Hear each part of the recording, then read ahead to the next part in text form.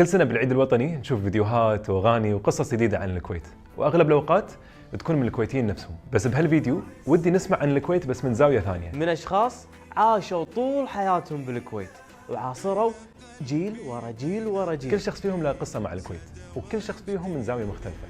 صار لي 61 سنة 35 سنة 58 سنة تقريبا 35 سنة.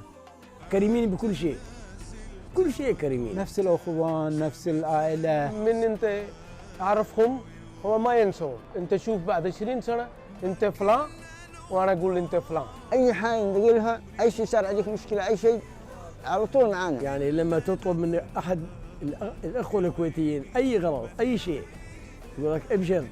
كلمة ابشر التزام، يعني صار خلاص. أنت ما يحس هذا مثلا كبير وفي منصب، أحس هذا أخوي. مثل الكويت ماكو بلد كذي.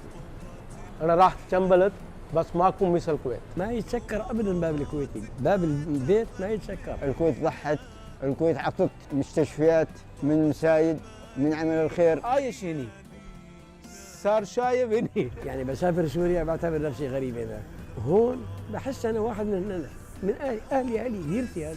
عشنا معاهم، نحن تربينا معاهم.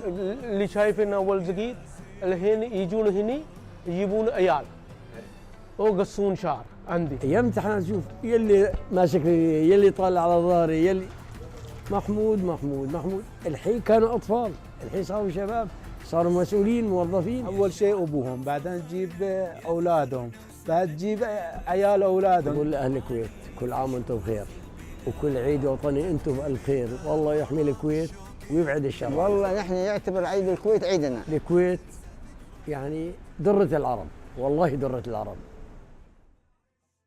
الكويت مو بس مجرد مكان يعيشون فيه، الكويت بيت وأهل وذكريات، والشيء اللي يخليهم يعيشون طول حياتهم بالكويت مو بس الفرص. هي الأطباع الكويتية الأصيلة، السماحة، الكرم، التراحم، هي اللي تميز الكويت، وهي اللي خلت الكويت بيتهم الثاني. علينا مسؤولية اليوم إن احنا نحافظ على هذه القيم، لأنها تراث، وتراث مفروض كل جيل يورثه. كل عام وانتم بخير، وعساها سنة خير على الكويت وأهلها. السلام عليكم، أشوفكم على خير.